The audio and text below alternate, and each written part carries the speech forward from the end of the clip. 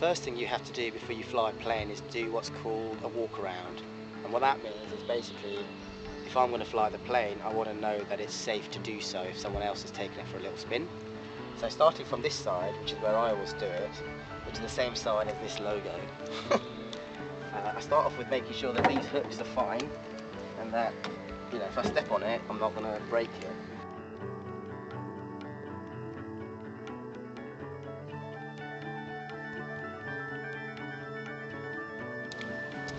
This is called the elevator, which makes the plane go up and down. And underneath it is fine, and above it is fine. Here's also lots of mechanics that are joined together to make sure that they're working and there's no blockage.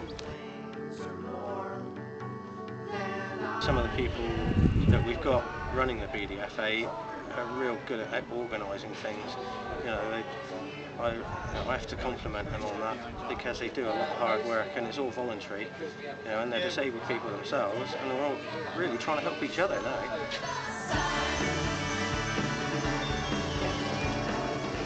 Along here, I'm just looking to see if the cockpit or the aircraft airframe area where you would be is fine. Most of the people that are organising the BDFA are ex-scholars from Flying Scholarships for the Disabled at RAF Cranwell.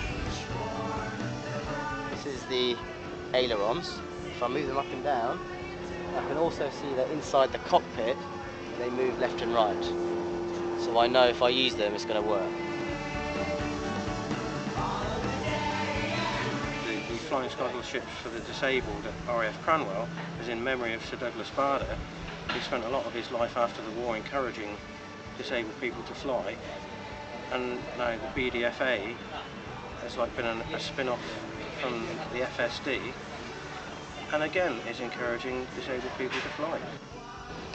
Now what I'm looking for is to see if the fuel is touching a little marker, and on that wing it's just touching, so I know that I don't need to fill up.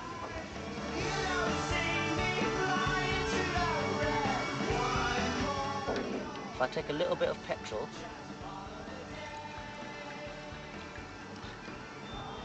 and take a look at it, there's no air bubbles, which means hopefully there's no air in the plane, and then you can throw it away. I suppose whilst I'm down here, I'm just going to check that the brakes and the undercarriage are fine, and they are. Just contact the website, get the phone numbers, ring up, and as Mark says, you know, he thought about it on Monday. Sent the email on Monday night, got a reply on Tuesday morning, and by Tuesday night I was, you know, set up to come down here and have a go.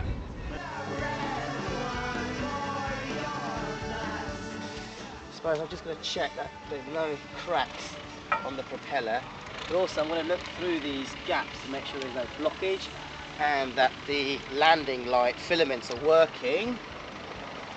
The nose, that's fine. Nothing in there. Now here, I'd also look down and make sure that this undercarriage is okay, and it is.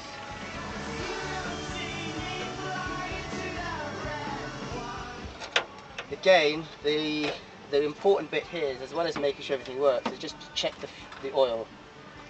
And I'm looking for it to be at number 6 to 8, and I can tell that it's on number, it's in between 6 and 8.